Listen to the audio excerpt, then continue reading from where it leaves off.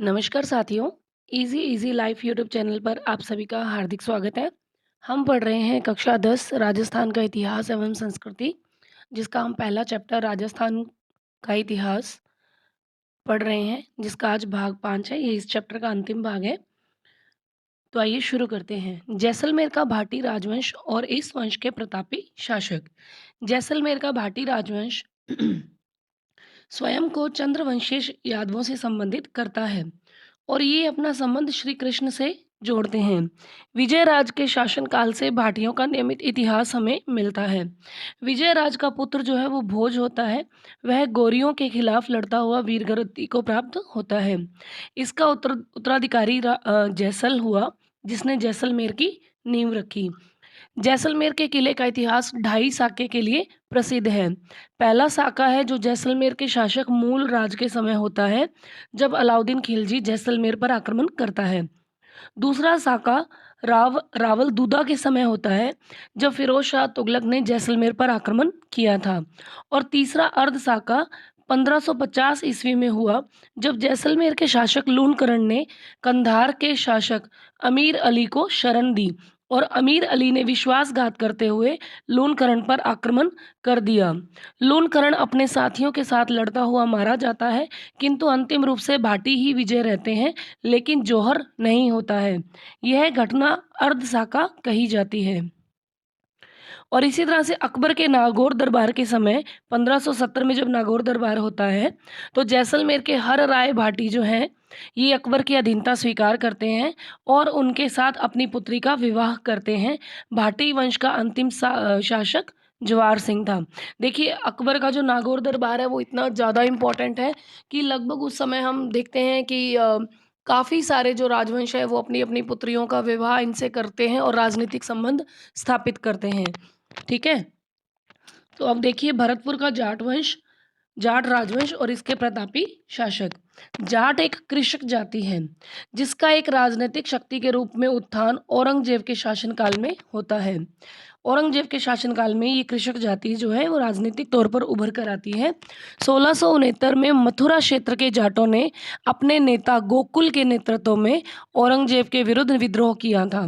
गोकुल को तो मार दिया गया, लेकिन उसके द्वारा शुरू किए गए संघर्ष को राजा राम जी जो है वो जारी रखते हैं। 1688 में राजा राम की मृत्यु के बाद उनके भतीजे चूड़ामन ने जाटों को नेतृत्व प्रदान किया। अब देखिए, चूड़ामन जो है 1695 से 1721 तक इनका शासनकाल रहता है।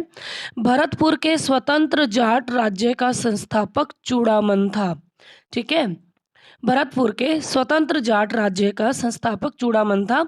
चूड़ामन मथुरा एवं आगरा के मुगल इलाकों में धावे बोलकर मुगल शक्ति को इन्होंने झकझोर दिया। मुगल सम्राट और कछवाहा नरेश बिशन सिंह को मुगल सम्राट ने कछवाहा नरेश बिशन सिंह को चूड़ामन का दमन करने के लिए भेजा, लेकिन बिशन सिंह को इसमें सफलता नहीं मिली। धीरे धीरे चूड़ामन की शक्ति जो है वो बढ़ती जाती है और थून थून नामक स्थान पर ये किला बनाकर अपना राज्य स्थापित करते हैं। देखिए, अब आपको ध्यान क्या रखना है कि चूड़ामन जो है वो कौन है? भरतपुर का स्वतंत्र जाट राज्य का संस्थापक। दूसरी चीज, इन्होंने अपना किला कहाँ पर बनाया? थून नामक स्थान पर बनाया। अब है बदन सिंह। बदन सिंह जिनका शासनकाल 1723 से 1756 तक रहता है। बदन सिंह जाट नेता चूड़ामन का उत्तराधिकारी था। जय सिंह ने इसे ब्रजराज की उपाधि और जागीरें प्रदान की। बदन सिंह ने डीग, ये भरतपुर में है, डीग को अपना निवास स्थान बनाया और वहां एक सुदृढ़ गढ़ का निर्माण करके सुंदर जल महल भी बनवाए और बाग बगीचे लगवाए। डीग के अतिरिक्त बदन सिंह कुम्हेर, भरतपुर व वैर में भी इन्होंने दुर्गों का निर्माण करवाया। कुम्हेर, भरतपुर और वैर में भी दुर्गों का निर्माण करवाते हैं डीग के अतिरिक्त। बदन सिंह शांति प्रिय शासक था। उसने जाट कछवाहा मैत्री करके अपने राज्य का विस्तार किया। 1756 में इनकी डीग में ही मृत्यु हो जाती है। अब है महाराजा सूरजमल। सूरजमल को किस तरह से याद किया जाता है? देखिए, 1756 से 1763 ईस्वी तक इनका शासनकाल रहता है जी। ठीक है। अब ये देखिए, महाराज सूरजमल जो है ये बदन सिंह के पुत्र और इनके उत्तराधिकारी थे, जिनको हमने अभी पढ़ा है, जिन्होंने डीग में जल महल बनवाए, बाग बगीचे लगवाए। उसके अलावा कुम्हेर, भरतपुर और वैर में भी दुर्गों का निर्माण करवाया। जाट और कछवाहों में मैत्री के संस्थापक भी रहे। अब इन्हीं का जो पुत्र है सूरजमल, ये बहुत एक सुप्रसिद्ध राजा बनते हैं आगे चलकर।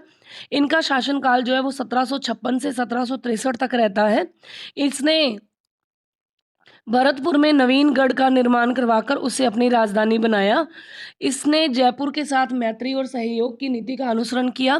जयसिंह की मृत्यु के बाद जयपुर की गद्दी के लिए हुए उत्तराधिकार जो युद्ध हुआ था, इसने ईश्वरी सिंह के पक्ष में युद्ध किया था। 1760 में यह अहमद शाह अब्दाली के विरुद्ध मराठों के पक्ष में लड़ने गया, मगर मराठा सेना नायक सदाशिव राव भाऊ के व्यवहार से खिन्न होकर यह भरतपुर लौट आते हैं।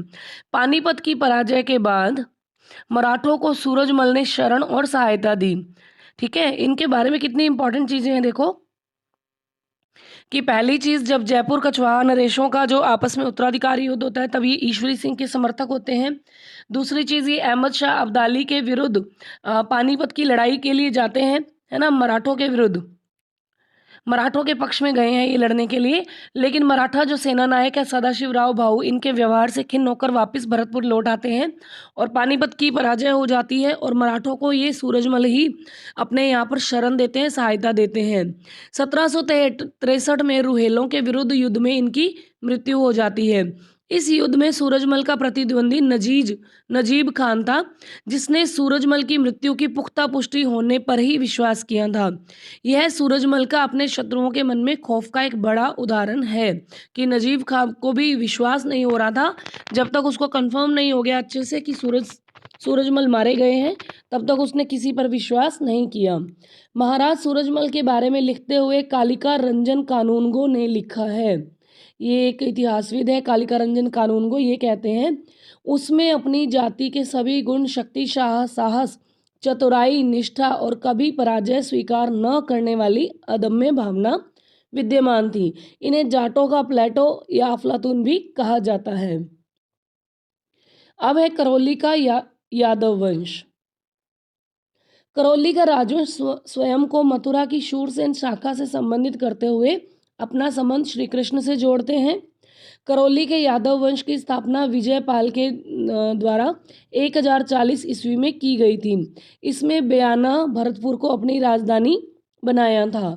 1348 में अर्जुन पाल ने कल्याणपुर नगर बसाया, जिसे वर्तमान में करौली के नाम से जाना जाता है।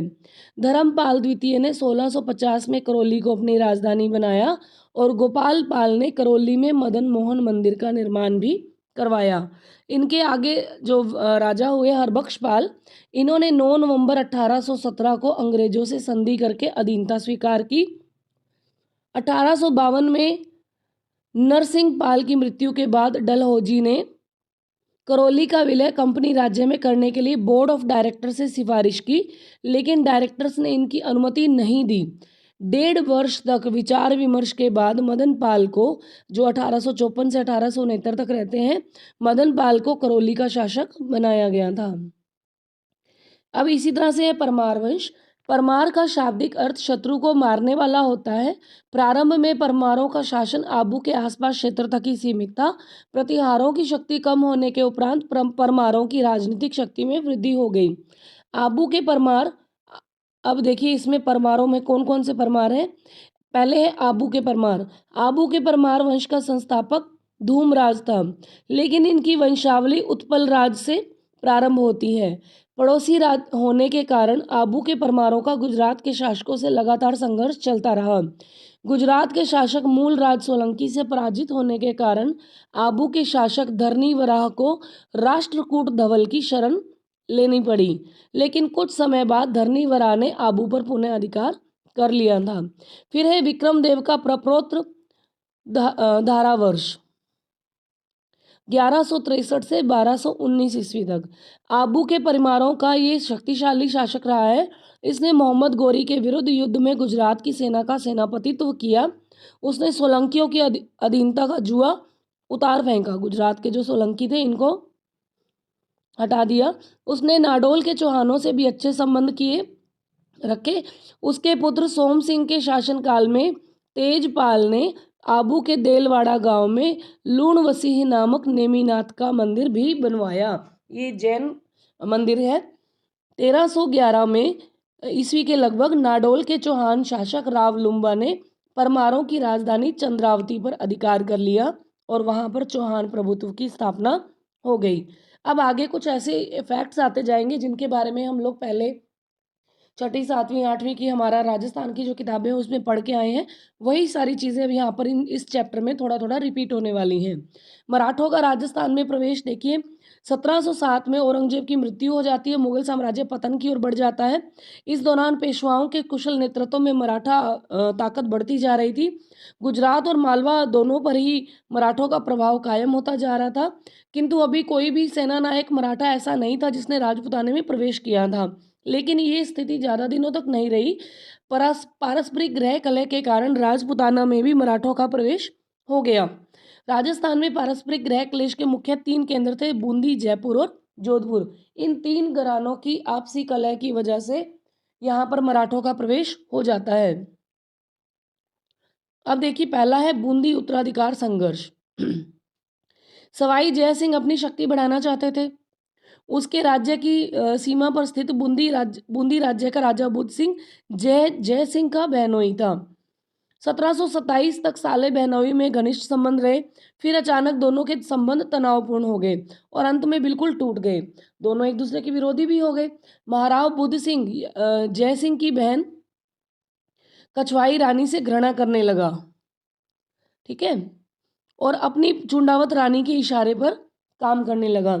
कुछ दिनों बाद बुद्ध सिंह ने कछवाई रानी से उत्पन्न पुत्र भवानी सिंह को भी अपना पुत्र मानने से इनकार कर दिया। इस पर जय सिंह का क्रोध होना स्वाभाविक था। अब हुआ क्या था कि बुद्ध सिंह जो है, इनकी 2 रानियां हैं, ठीक है, एक तो कछवाहा वंशी है और दूसरी चुंडावत रानी है, ठीक है। अब आपसी कलह ऐसी हो गई कि ये अपनी चुंडावत रानी की बात ज़्यादा मानने लग गए और कछवाहा रानी जो थी, जो जयसिंह की बहन लगती थी, उसके बारे में ध्यान नहीं देते थे।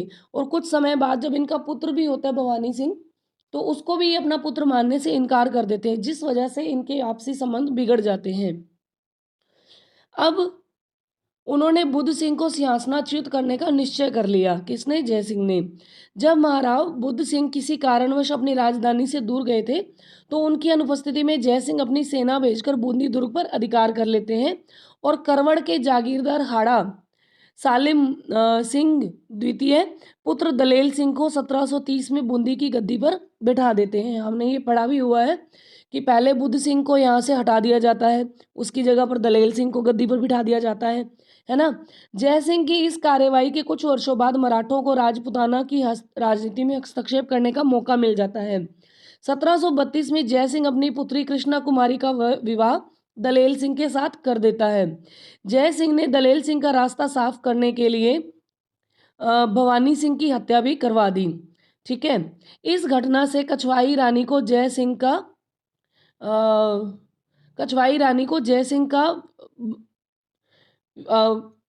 विश्व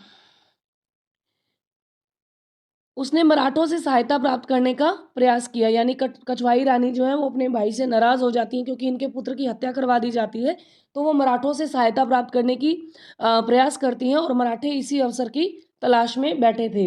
अब 18 अप्रैल 1734 को मल्हार राव होलकर और राणोजी सिंधिया के मध्य के नेतृत्व में मराठा सेना बूंदी पर चढ़ाई कर देती है। 4 दिन के संघर्ष के बाद 22 अप्रैल को बूंदी पर मराठों का अधिकार हो जाता है। बूंदी में महाराव उम्मेद सिंह, यह बुद्ध सिंह का ही पुत्र था। इस समय बुद्ध सिंह अफीम व शराब की मस्ती में अपना जीवन व्यतीत कर रहे थे, तो यहाँ पर ही इनका जो है उम्मेद सिंह, इनका शासन स्थापित हो जाता है। अपनी कृतज्ञता प्रकट करने के लिए कछवाई रानी भी होलकर के राखी बांधकर उसको अपना भाई बना लेती हैं। चूंकि उम्मेद सिंह अभी छोटा था, तो प्रताप सिंह को शासन कार्य सौंप दिया जाता है। प्रताप सिंह दलेल सिंह का बड़ा भाई था, ठीक है।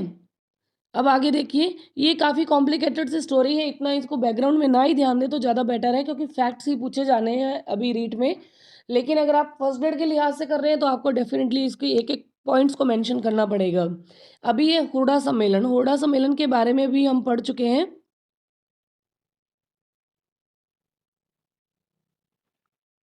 हुडा सम्मेलन के बारे में बात करते हैं।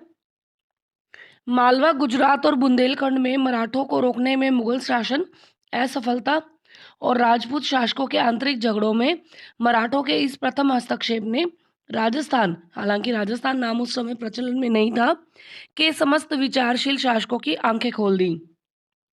मराठों का सफलतापूर्वक सामना कर सकने के उपाय सोच निकालने के लिए सवाई जयसिंह राजस्थान के सारे शासकों को हुरडा जो है भीलवाड़ा में एकत्रित करने का प्रयास करते हैं। हुरडा स्थान कहाँ पर है? भीलवाड़ा में। 16 जुलाई 1734 को देखिए यहाँ पर मेंशन जो की गई है डेट 16 जुलाई को पूर्व निश्चित स्थान पर हुडा में सम्मेलन आरंभ हो जाता है। इसकी अध्यक्षता मेवाड़ के नए जो महाराजा हैं जगत सिंह द्वितीय वो करते हैं। सम्मेलन में सवाई जय सिंह के अलावा जोधपुर का अभय सिंह, नागौर का भक्त सिंह, बीकानेर का जोरावर सिंह, कोटा का दुर्जन शाल, बूंदी का दलेल सिंह, करौली का गोपाल सिंह, है ना, और किशनगढ़ के राज सिंह आदि सभी छोटे बड़े नरेश उपस्थित होते हैं। विचार विमर्श के बाद 17 जुलाई को ये एक समझौता करते हैं। समझौते के अनुसार सभी शासक एकता बनाए रखने के लिए क्या कहते हैं कि एक का अपमान सभी का अपमान समझा जाएगा। कोई भी राज्य दूसरे राज्य के विद्रोही को अपने राज्य में शरण नहीं देगा। मराठों के विरुद्ध वर्षा ऋतु के बाद कार्यवाही आरंभ की जाएगी, जिसके लिए सभी शासक अपनी सेनाओं के साथ रामपुरा में एकत्र होंगे। ठीक है, यदि कोई शासक किसी कारणवश उपस्थित होने में असमर्थ होगा तो वह अपने पुत्र अथवा भाई को भेजेगा। किंतु इस सम्मेलन की योजनाएं धरातल पर नहीं आ पाती और प्रत्येक शासक के अपने स्वार्थ थे, इसलिए उनमें एकजुटता स्थापित होना असंभव था। हुडा सम्मेलन एक असफल प्रयास साबित होता है। ठीक है, और फिर है जयपुर का उत्तराधिकार संघर्ष। अब देखिए 1708 में सवाई जयसिंह ने मेवाड़ के महाराणा अमर सिंह द्वितीय की पुत्री चंद्र कुंवर बाई से विवाह किया। किसने किया है? सवाई जयसिंह ने मेवाड़ के महाराणा अमर सिंह की द्वितीय की पुत्री चंद्र कुंवर बाई से विवाह किया। विवाह से पूर्व जयसिंह ने एक इकरारनामे पर हस्ताक्षर किए कि इसमें मेवाड़ की राजकुमारी से उत्पन्न पुत्र को ही, चाहे वह छोटा ही क्यों ना हो, जयपुर के राज सिंहासन पर बैठाने की बात कही गई। इस तरह से 1722 में जय सिंह की खींची रानी सूरज कुंवर से एक पुत्र ईश्वरी सिंह उत्पन्न होते हैं और 1728 में मेवाड़ की राजकुमारी चंद्र कुंवर से एक पुत्र माधो सिंह उत्पन्न होते हैं। अतः जय सिंह के बाद माधो सिंह और ईश्वरी सिंह के बीच उत्तराधिकार का संघर्ष निश्चित हो गया था, क्योंकि ईश्वरी सिंह बड़े थे, माधो सिंह छोटे थे। लेकिन उस इकरारनामे की वजह से जो किया गया था उसकी वजह से इनको माधो सिंह को बिठाया जाता है गद्दी पर। सितंबर 1743 में सवाई जयसिंह की मृत्यु के बाद उनका ज्येष्ठ पुत्र ईश्वरी सिंह गद्दी पर बैठा, लेकिन माधो सिंह ने 1708 में 8 ईस्वी के इकरारनामे के आधार पर जयपुर राज्य की गद्दी का दावा किया। इस प्रकार ईश्वरी सिंह और माधो सिंह में गृह कलह आरंभ हो गया। दोनों पक्षों की ओर से मराठों से सहायता प्राप्त करने के प्रयत्न आरंभ हो गए। माधो सिंह की ओर से मल्हार राव होलकर ने सैनिक सहायता मिल गई। इसके बदले में होलकर को 20 लाख रुपए देने का आश्वासन माधो सिंह दे देते हैं। उधर ईश्वरी सिंह ने राणोजी सिंधिया से सहायता प्राप्त की। फरवरी 1745 में माधो सिंह ने जयपुर पर चढ़ाई कर दी, किंतु ईश्वरी सिंह ने अपने मराठा साथियों की सहायता से माधो सिंह और उसके सहयोगियों को मराठा साथियों की सहायता से माधो सिंह और उसके सहयोगियों को परास्त करके खदेड़ दिया। माधो सिंह एक बार फिर मल्हार राव से सहायता प्राप्त करने के लिए उन्हें एक प्रतिनिधि कालपी भेजता है। सैनिक सहायता के लिए उसने 2 लाख देने का वचन देता है। मल्हार राव जो है अपने पुत्र खांडे राव को 1000 सवारों के साथ इन 3 राजपूतों की सहायता करने के लिए भेज देते हैं। फलस्वरूप 1 मार्च 1747 को दोनों पक्षों के बीच राजमहल नामक स्थान पर भीषण युद्ध होता है। राजमहल के इस युद्ध में ईश्वरी सिंह विजयी होता है। राजमहल के युद्ध तक पेशवा का कुछ झुकाव ईश्वरी सिंह की ओर था, किंतु राजमहल के युद्ध के बाद जब महाराणा जगत सिंह जो मेवाड़ के शासक हैं, ये इन्हें और अधिक रुपए देने का लालच करते हैं, क्योंकि ये माधो सिंह जी के ननिहाल वाले जो हो गए। तब ऋण भार से दबे पेशवा ने ईश्वरी सिंह का साथ छोड़कर माधो सिंह का पक्ष ले लिया। इसके बाद बगरू नामक स्थान पर मराठों के साथ ईश्वरी सिंह की मुठभेड़ होती है। 6 दिनों के युद्ध में ईश्वरी सिंह पराजित होते हैं। हालांकि इस समय जाट शासक सूरजमल, जिनके बारे में हमने पढ़ा था, ये ईश्वरी सिंह की तरफ से लड़ते हुए बड़े साहस का परिचय देते हैं और उसे माधो सिंह को 4 परगने देने, उमेद सिंह को बूंदी का राज्य लौटाने और मराठों को भारी धनराशि देने का वायदा करने को विवश होना पड़ा। बगरू के युद्ध के अंत में, जो अगस्त 1748 को हुआ था, ईश्वरी सिंह ने जो रुपया मराठों को देने का वायदा किया था वो उसको नहीं दे पाया। होलकर ने इस धन की वसूली जयपुर की ओर बढ़ा। मार्ग में उससे जयपुर का राजदूत 2 लाख रुपयों के साथ मिला, पर होलकर इस राशि से खुश नहीं थे। उसने जयपुर की ओर बढ़ना जारी रखा। जयपुर के राजदूत ने लौटकर जब ईश्वरी सिंह को सूचना दी, तो ईश्वरी सिंह बड़ा भयभीत हो गए, क्योंकि मराठों को देने के लिए उसके पास रकम नहीं थी।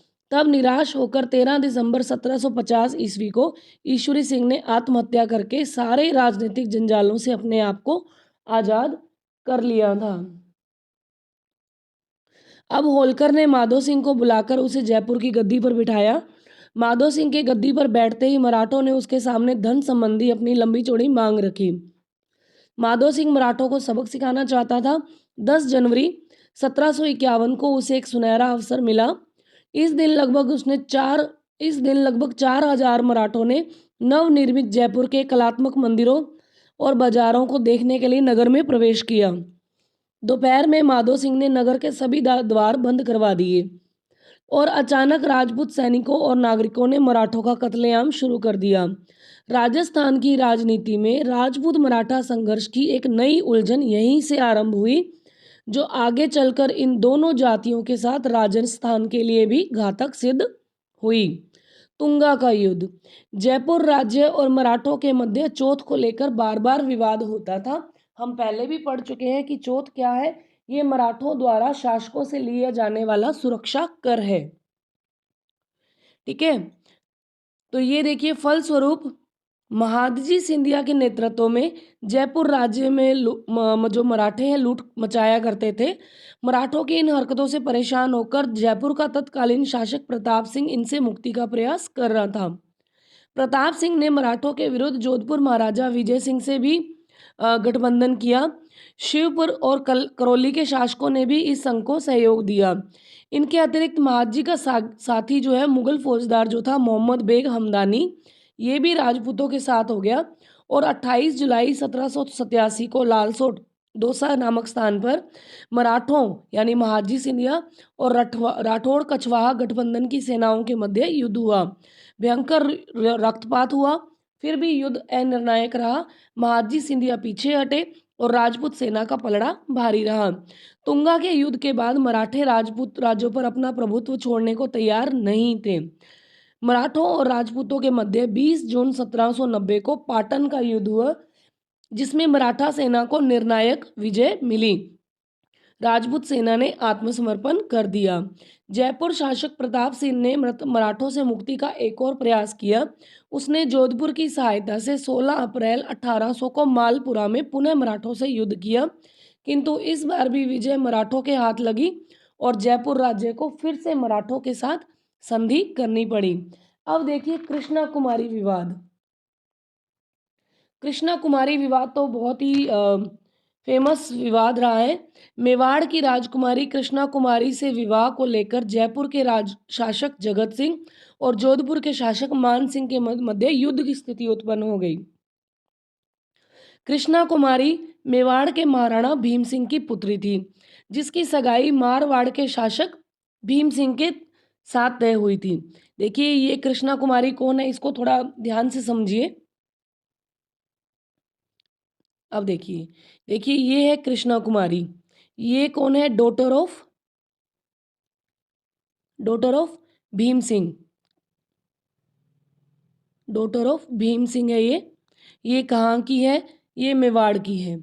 ठीक है, मेवाड़ की है। और इसकी सगाई कहाँ होती है? ये होती है मारवाड़ में, यानी जोधपुर में, मारवाड़ के शासक भीम सिंह से। इसकी सगाई तय होती है। लेकिन विवाह से पूर्व भीम सिंह की मृत्यु हो जाती है।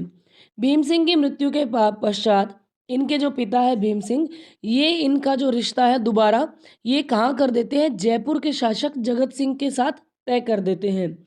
इस रिश्ते से मारवाड़ के जो नए शासक है मान सिंह, इनको अपनी बेइज्जती महसूस होती है कि कहाँ तो हमारी बहू बनने वाली थी, ये मारवाड़ की बनने वाली थी, हमारा बेटा गया, हमारा भाई गया, है ना, भीम सिंह की मृत्यु हो गई, तो अब इसकी जगह कौन सा नया राजा बना है, मान सिंह बना है। अब ये मान सिंह की बजाय अब इनको मान सिंह को लग रहा था कि इस कृष्णा कुमारी को हमारे यहाँ ही यानी दूसरे भाई को या मान सिंह को दे दिया जाएगा शादी करके।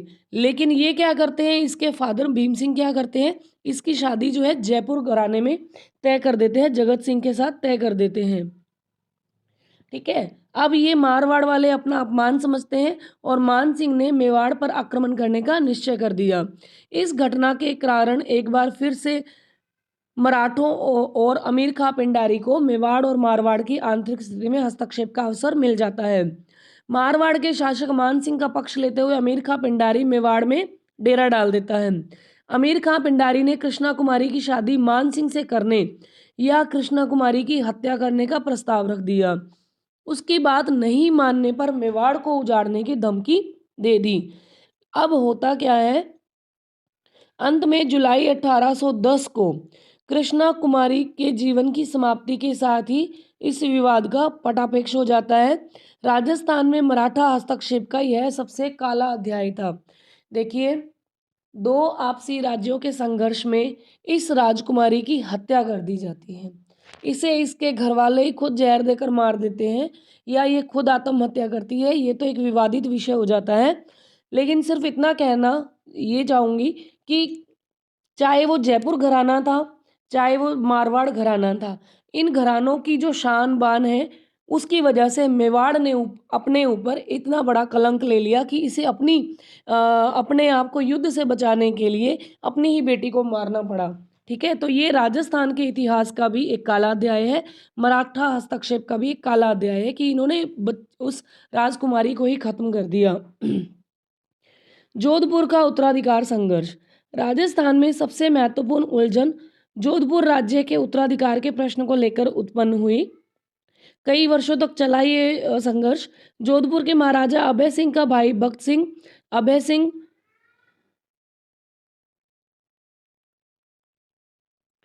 अब देखिए, ये जो उलझन क्या है, जोधपुर के महाराजा अभय सिंह का भाई जो है भक्त सिंह, अभय सिंह को गद्दी से हटाकर, भाइयों भाइयों में है ही संघर्ष, ये बनना चाहता था। ठीक है, भक्त सिंह जो है ये गद्दी पे आना चाहते थे, शासक बनना चाहते थे। जून 1749 में अभय सिंह की मृत्यु हो जाती है। मृत्यु के बाद इनका बेटा जो है राम सिंह, वो जोधपुर की गद्दी पर बैठ जाता है। अब ऑब्वियस सी बात है, चाचा को तो बुरा लगेगा ही। नवंबर 1750 में भक्त सिंह ने राम सिंह को परास्त करके जोधपुर की गद्दी हथिया ली। राम सिंह भागकर जयपुर आ गया और माधो सिंह से शरण प्राप्त कर ली और मराठों से सहायता प्राप्त करने का प्रयास भी किया। 1752 में जब भक्त सिंह ने अजमेर पर अधिकार किया, तब उसका विरोध करने के लिए मराठों को एक नया कारण मिल गया, क्योंकि मराठे स्वयं अजमेर पर अधिकार करना चाहते थे। 21 सितंबर 1752 को भक्त सिंह की मृत्यु हो जाती है और उसका पुत्र विजय सिंह जोधपुर की गद्दी पर बैठता है। उधर राम सिंह जोधपुर की गद्दी प्राप्त करने के लिए मराठों से सहायता प्राप्त करने का प्रयास कर रहा था। जून 1753 में रघुनाथ राव ने राम सिंह को पुनः जोधपुर की गद्दी पर बैठाने के लिए जयप्पा सिंधिया को जोधपुर पर आक्रमण करने भेजा। 15 सितंबर 1753 को मेड़ता के पास दोनों पक्षी युद्ध लड़ते हैं। विजय सिंह परास्त होकर नागौर की तरफ भाग जाता है और नागौर दुर्ग में शरण लेता है। विजय सिंह मराठों से लंबे समय तक मुकाबले की स्थिति में नहीं था, तो उसने क्या किया, संधि करने का सोच लिया।